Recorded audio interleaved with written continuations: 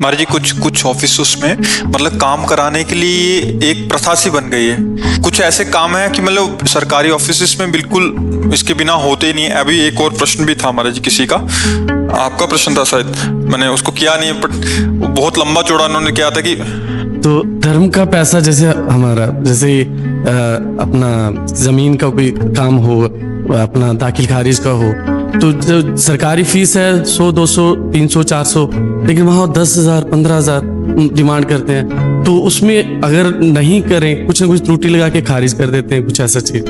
और फिर अगर बार बार चक्कर लगाते हैं, अब कि आप 8-10 बार आओ, जब फिर बंदा परेशान हो के क्या करे, क्या मैं पैसे दूं अपने धर्म के पैसे, मैं भी पाप का भागीदार बनूं क्या? पर क्या है कि अपना कार्य कराने के लिए लोग भी पैसे देते हैं और वो ऐसी परिस्थिति रखते हैं कि उनको अधिक धन की प्राप्ति हो, इसीलिए धीरे धीरे भ्रष्टाचार की वृद्धि होती चली जा रही, इसीलिए अशांति बढ़ती चली जा रही समाज में, इसीलिए भ्रष्ट आचरण बढ़ते चले जा रहे।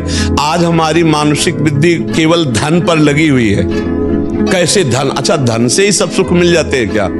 धन से कार खरीद ली, सब व्यवस्था कर ली, और जब कार में एक्सीडेंट हुआ और मर गए तुम, तो किस काम में आया तुम्हारा धन? हो तुम्हारा वो कार किस काम में आई? हो किस काम में नाना प्रकार का बैंक बैलेंस और भोग विलासिता आई?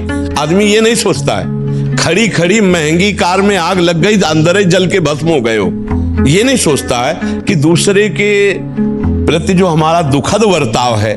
मान लो एक आदमी है, वो 500 में जब काम चल जाता है, तो आप उसके 15,000 ले रहे हैं, 20,000 ले रहे हैं, तो फिर अधर्म पूर्वक हुआ ना। अब वो जोड़ जोड़ कर आप खरीदोगे कार या कोई व्यवस्था करोगे, वो व्यवस्था ही आपको खा जाएगी, वो व्यवस्था ही आपको कष्ट दे देगी। महाराज जी खत्म हो सकता है क्या? ये खत्म हो सकता है जब सबके अंदर अध्यात्म जागृत हो, तभी हो सकता है, अन्यथा नहीं हो सकता। अध्यात्म जब तक नहीं जागृत होगा, भगवान का भय नहीं होगा, धर्म का भय नहीं होगा, तब तक ये खत्म होने वाला नहीं। जब किसी को ये डर हो कि भगवान है कोई, धर्म का भय, और ये भय हो कि ये दुर्गति कर देगा हमारा धन, पक्का समझो कोई कितनी भी घूस ले ले, घर परिवार में यदि कलह और अशांति न पैदा हो जाए तो बताना, देख लेना। अधर्म का धन कभी सुख नहीं प्रदान कर सकता, ये दिमाग में नहीं बैठता। जिस समय हाथ में रुपया आता है तो ये लगता है बड़ा सुखद है, हम जो चाहे खरीद सकते हैं, जो चाहे कर सकते हैं, लेकिन वही तुम्हारे दुख का कारण बनेगी, वही तुम्हारे नाश का कारण बनेगी संपत्ति जो अधर्म के द्वारा ली। इसे डरो, धर्म का 100 रुपया तुम्हारे लिए बहुत सुखद रहेगा, अधर्म का 1 करोड़ तुम्हारे लिए बड़ी हानि पैदा कर देगा, वो 1 करोड़ बड़ा दुख देगा, समय पर देख लेना।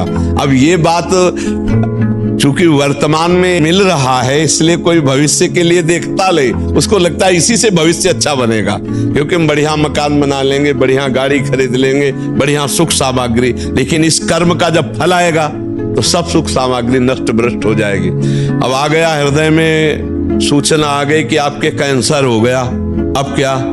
गाड़ी सुख देगी कि घर सुख देगा कि रुपया? बोले चौथी स्टेज पर है, अब मरने के लिए तैयार हो जाओ। भजन किया नहीं, धर्म किया नहीं, तो हृदय में ऐसे हर क्षण मरता है वो, हर क्षण मरता है वो, बात समझ लो। और चैन से सुखपूर्वक नमक रोटी खा रहे हो, राष्ट्र की सेवा कर रहे हो, धर्म से चल रहे हो, स्वस्थ शरीर, स्वस्थ बुद्धि, घर आए बड़ा प्यार भरा जीवन है, इससे बढ़िया शांति क्या है? कलह, अशांति, दुख, रोग, शोक, चिंता, भय, ये अधर्म आचरण करने वालों को भोगना ही पड़ता है जी।